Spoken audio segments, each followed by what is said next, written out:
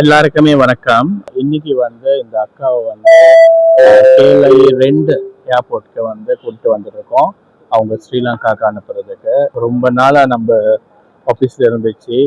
ஏன்னா அவங்களோட பாஸ்போர்ட் கொஞ்சம் பிரச்சனையா இருந்துச்சு. ஏன்னா இவங்க விசால வந்ததா, அப்புறம் அந்த வீட்டுல இருந்து வெளியாகி, அப்புறம் அந்த பாஸ்போர்ட் கொடுக்காம நம்ம அந்த பாஸ்போர்ட் போயிட்டு எடுத்துட்டு, அதுக்கப்புறம் தான் எல்லாம் ப்ரொசஸ் பண்ணி இப்போ ஸ்ரீலங்காக்கு அனுப்பிட்டு இருக்கு.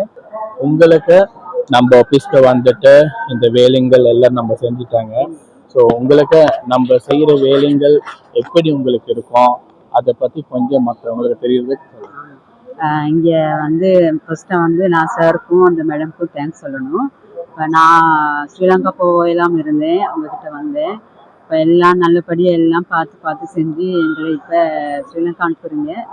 அதே மாதிரி யார் சார் இருந்தால் பயம் இல்லாமல் சார்கிட்ட ஹெல்ப் கேளுங்க.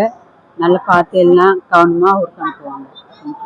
அதே மாதிரி என்ன கேட்குறோன்னா, இப்போ நிறைய பொம்பளை ஆளுங்க வர முடியாம போக முடியாம இருக்காங்க.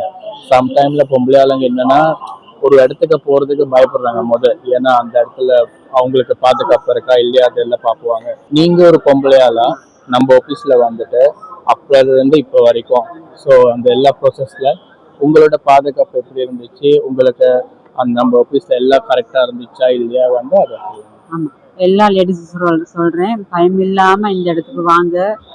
நல்லா சேஃபாக இருக்கலாம், எந்த பிரச்சனையும் இருக்காது, நல்லா சேஃபாக இருந்துட்டு போகலாம். ஓகே, ஸோ ரொம்ப நன்றி. உங்களுக்கும் என்னச்சும் ஒரு பிரச்சனை வந்துச்சு, உங்களோட பாஸ்போர்ட் இல்லை உங்களோட இந்த ஸ்ரீலங்காவுக்கு போகிற ப்ராசஸ் தனியாக செஞ்சுக்க முடியாமல் இருக்கும், அந்த மாதிரி யாராச்சும் இருந்துச்சுன்னா நீங்கள் தாராளமாக நம்மளோட வாட்ஸ்அப் நம்பரில் கான்டாக்ட் பண்ணலாம். ஓகே, எல்லாருக்குமே வணக்கம்.